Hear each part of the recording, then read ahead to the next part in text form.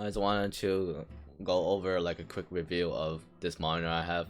I don't know the name of it, but it's 24.5 inches, 1080p, 310 hertz, so it's fast as hell. It has an IPS panel. It's fast IPS from ASUS, so it's really fast, and I'm pretty sure it has like a 1 millisecond response time, but that's might be bullshit. Or like marketing speech or whatever. It has like 110 SRGB whatever on it, so it's like really, like, the colors of it really pop really well, so it's like nice to look at. I don't know what else to say. I suck at reviewing monitors. For $300 you do get what you paid for. I wouldn't say it was worth it for $300. I didn't pay for it, my dad got it for me. But I would say if you want some, like, if you're like on 240 hertz, stick with 240 hertz. You're not gonna really experience that big of upgrade from 240 hertz to 310. That's only around 60 frames or 60 hertz upgrade. I'll say a bigger upgrade would be to just save your money and just like try and get a 500 hertz monitor. That'll be like an upgrade that you can actually see and feel, but with this one you can't really see, because I did upgrade from a 250 hertz monitor to this monitor 310, so like a 60 hertz difference, but I didn't feel it. I don't think you can even feel it either, and my PC does produce enough frames for me to actually have full 310 hertz. I'll say just save your money. If you're like looking to like game and to have like nice colors to maybe edit as well, then I'll say this isn't bad for it. The colors of it, like I said before, is really good. And the sharpness of the readability of text is really nice as well. If you do decide to use Elmb on it, just know that the brightness will decrease significantly, because you are gonna, it's like back like strobing, so you need to turn down the brightness. And for me, it didn't really matter. I got used to it after a while, and also my room isn't that bright anyways, so I can get away with my monitor being darker. But if you do live in like a really bright environment, then I'll say don't turn on Elmb on. But if you're gaming or whatever, then turn it on.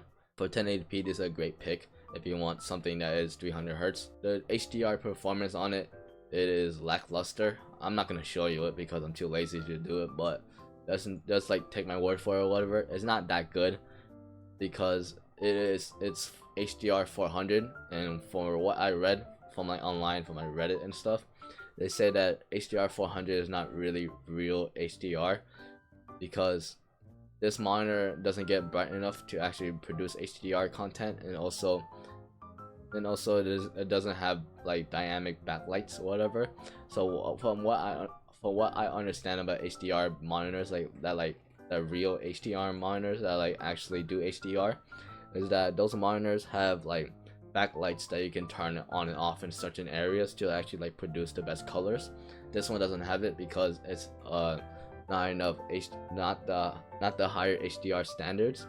So if you're looking for HDR in this monitor, don't expect much from it, because it's not the highest grade of HDR. If you do want something like for like HDR, then look for something else, because this isn't it. But if you don't care about HDR, this is a great monitor for you, because the colors of it is really nice. You can probably edit videos on this, or photos, because it is like real, like it says like it does cover like the entire spectrum of colors or whatever on this monitor. And for connectivity, it does have a display port, HDMI, USB-C, and an audio jack, so they all work and they're all perfectly fine. And I would say, like, overall, like, conclusion, this monitor has been great. No dead pixels, fast as hell. The monitor is way faster than I need it to be, because I'm kind of ass at video games, and if you're better than me, then this monitor would be great for you. Like if you play like Fortnite, Valorant, Call of Duty, any games, or even Overwatch, any games that you can run at high enough frame rates, this monitor is for you if you really want that. But I would say, like, end of the day recommendation is that if you're on 240 hertz and you're looking for an upgrade, don't get this, because you're not going to feel a difference. But do save your money, because this was $300. Save your money and like maybe like get $200 more, and then get a 540 hertz monitor.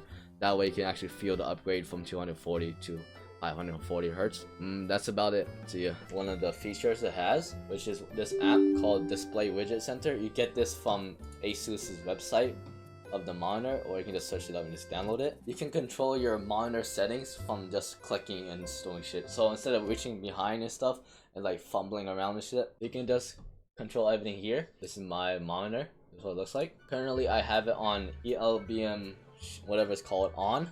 So you can see like the display flickering because it is on right now. And you can just like control all the stuff here.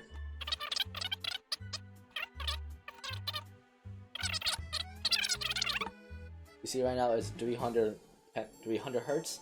To get 310 hertz, you have to turn overclocking on. You just turn it on, and then the screen goes black, and it tells you that stuff. And then here you can see the Elmb. I have it on, and I have it clarity level to 3, and this middle, all that stuff. It's like normal. And this is the settings. Let me just walk you through the rest of the settings.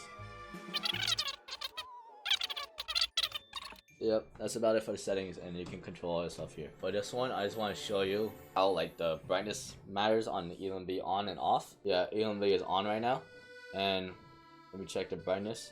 The brightness is at 100, and let me turn on Elmb on now.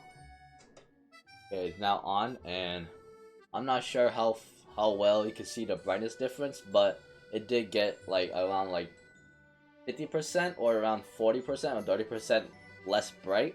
But if you're like gaming whatever, you're not really gonna tell a difference. But like